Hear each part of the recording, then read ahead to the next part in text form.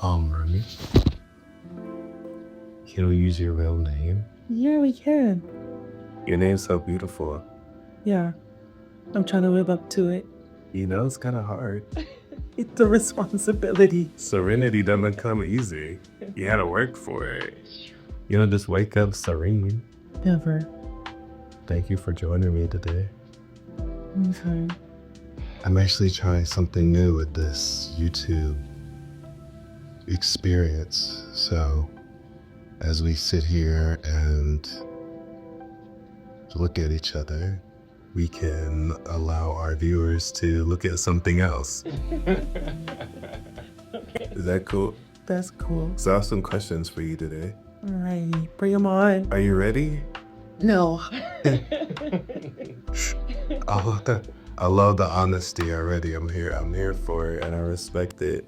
And if I don't know, or no is a great answer. You can say I don't know, or But that's my truth today. I don't know. Hey, bug it. We're not here to know everything, but this is going to be interesting to see what your perspective is. I think it's important for our community to have an honest perspective as to how the world is changing and relationships are changing and how we're interacting with each other. Yeah.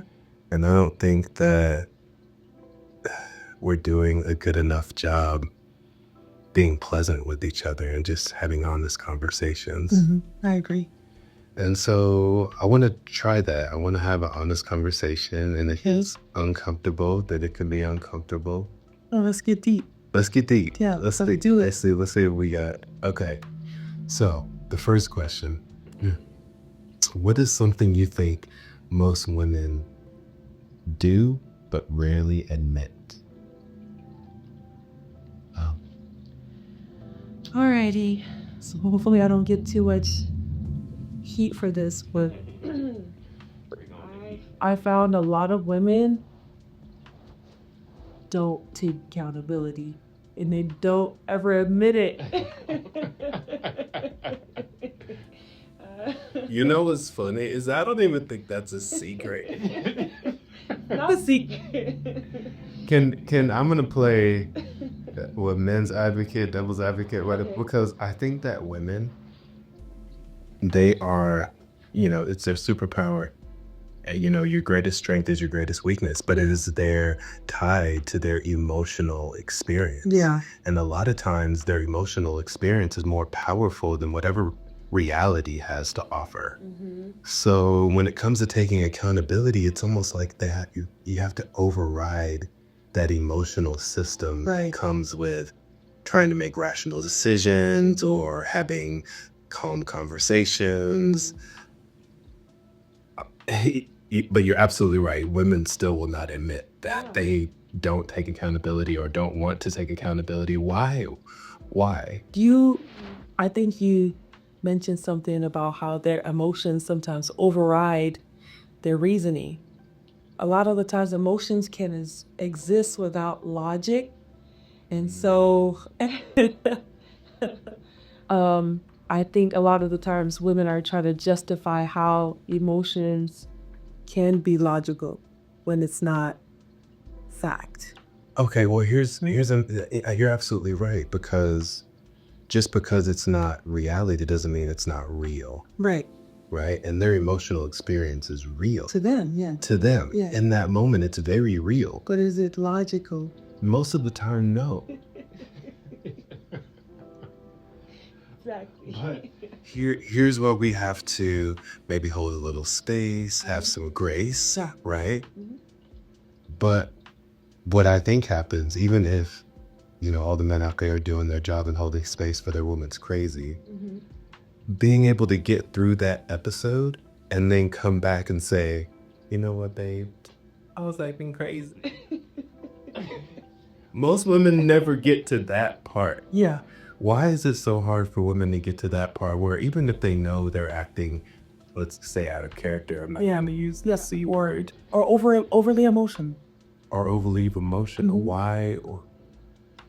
I mean, there's a multitude of different variables, right? Like some women suffer from hormonal imbalances. Okay. So it's something that they can't come out of. It's a ever-going change of different emotions, and you try to rationalize that feeling with your reality and actual logical reality. And so you never get to the end to say, oh, you know what? I can step outside of the situation and see that maybe this wasn't the best way to react.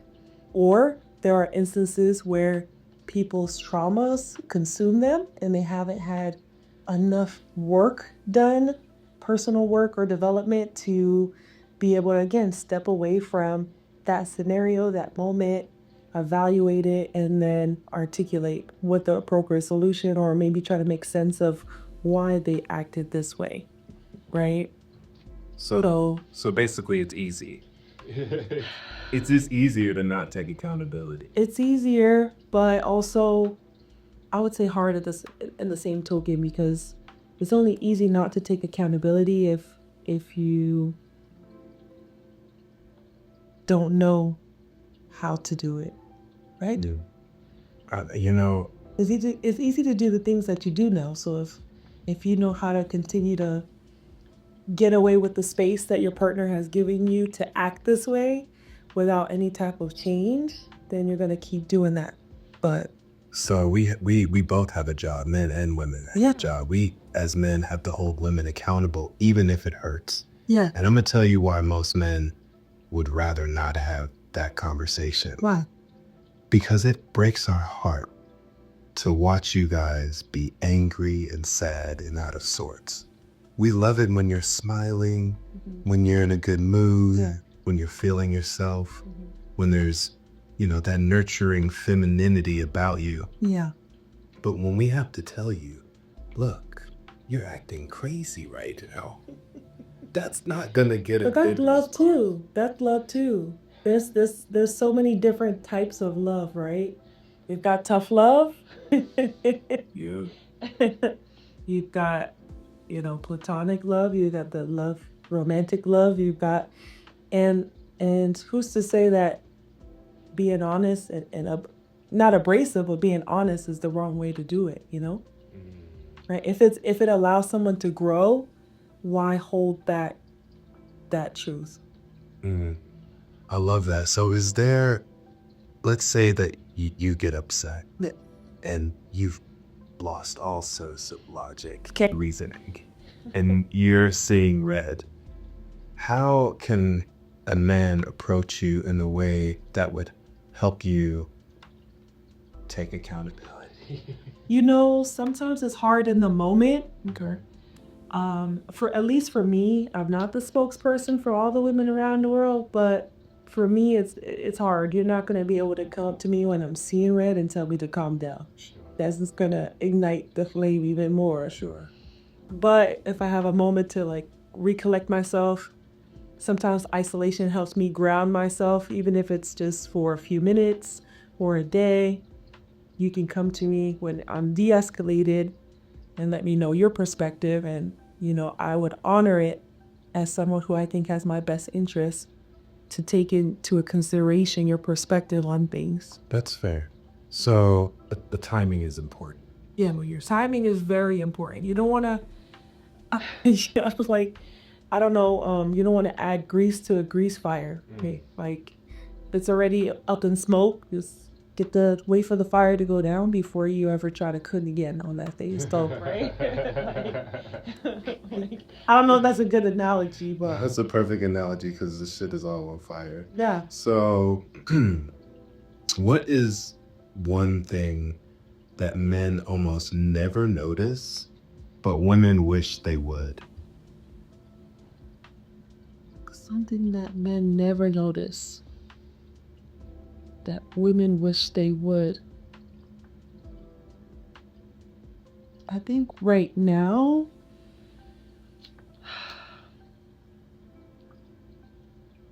I don't know, because I'm trying to think of a generalized thing that a lot of women wish men noticed. But, I think women make sure that the men notice what they want them. Most black women that I'm thinking of that come to mind, my friends, my family, they're very vocal. So there's never a moment where they're not going to be heard or voice their opinion, and they're very outspoken. But just trying to think of some of my friends, I think a lot of the time some women expect for a guy to like have x-ray vision and like read what they're thinking, what's like what they're feeling, and just be able to spot on identify like a solution for whatever that moment or like emotion is, and like that's irrational. Ew. One of my friends, I love her to death, but she is a really big overthinker, as am I. The real recognized real, right? Yeah. And she has this relationship where she has had past traumas, and sometimes she expects her partner to identify that, okay, she's having a moment where she's not really trusting him, and she's not vocal about it. She waits for it to escalate, if that makes sense. Sometimes people reserve or hold on to things that bother them in the moment, and they wait for multiple instances before they actually like release it. And sometimes it can come out abrasive, harsh, or just unnecessarily escalate to something bigger than it actually is. Yeah, I know exactly what you're talking about. We always focus on the effect, and we never look at the cause. And so sometimes I think women expect men to identify the cause when they're taken back by the effect. Yeah. Okay. And that's challenging for men because we don't know what the You're oblivious. Yeah. We're oblivious to what you're feeling, what you're thinking, what your past experiences have been, and how we can help navigate you through your emotional pitfalls or shitstorms or however you want to say it. Like, how can we be a guiding light? And a lot of times I think just not doing anything can help. Just maybe even just sitting there and being just like validating your experience, saying, or even if you're able to say, oh, it seems as if you're feeling angry, or it seems like you're scared right now, or just being able to verbalize it maybe can help. Preventative maintenance. Doesn't that sound so much better than divorce? If this is your partner, you want to have those debriefs. You should have healthy dialogue. There shouldn't be a moment where you're waiting for things to escalate because you've had all these moments build up. And the same for men. I think a lot of the times the focal is so much on women. Like, guys be going through their own things too. Yeah. You be having hard days. You be dealing with the oppressions, the microaggressions, just like we do. And when we come together, we can't just be going at it with each other. We gotta be a team, And I think that's where the worlds divide when they should collide, right? Like, I'm trying to decompress from the world and the things that come with it and my emotions. You're trying to decompress from the world and the things that come with it. And now we've got this misplaced ideology. Yeah. Of sorts. Yeah. Like, well, I don't know what we can do. Sometimes I think I'm a cynic, not a cynic, cynical, where I'm like, oh, this is all hopeless. But another part of me thinks that releasing hope is what it takes to get to that next phase of whatever this is. There's a lot of people that might not get it, but that's okay, because there's still few that will, And I think there's something in having hope and staying optimistic. Okay, so give the listeners something optimistic to ride home on. Well, I've recently just been swelling with inspiration from a podcast that I listened to. Okay. The Diary of a CEO. Okay. And if there's one thing that I want the listeners to take away from is that we have an infinite capacity to love, right? Whether that's platonic, romantic, any of the above. And the example that they use is if you have a puppy, right? You love it all the way until it's of old age. And the day comes where they have to, pass away and it's crushed your soul. Yes. Right? Your heart aches, it breaks. You don't think you could ever come out of a situation like this. You don't think you could ever get another dog, ever love a dog again. And all of a sudden, you find yourself babysitting a puppy that you end up adopting. Here you are again, in love, a new experience. And not to compare humans to animals, but there's an infinite capacity there to love it. And we've only got so many summers. Like, if we're lucky, I might get another 30 summers. Yeah. And I don't want to waste those 30 summers talking about, black man ain't this, that. Like, I want to enjoy those 30 summers. So I'll make the most of it. Yeah. So if anyone's listening and want some hope, hopefully that gave you some inspiration. I love that. Yeah. Thank you so much. Okay. I still don't know what this YouTube channel is going to be, but I can't wait for everyone to hear this and Yeah, I'm excited. to see where we can go, because it's just been wild. But thank you for talking to me. You I know, appreciate you. Yeah, I'm happy to be here. Yeah, we here. All right, I don't know what the next one's gonna be about.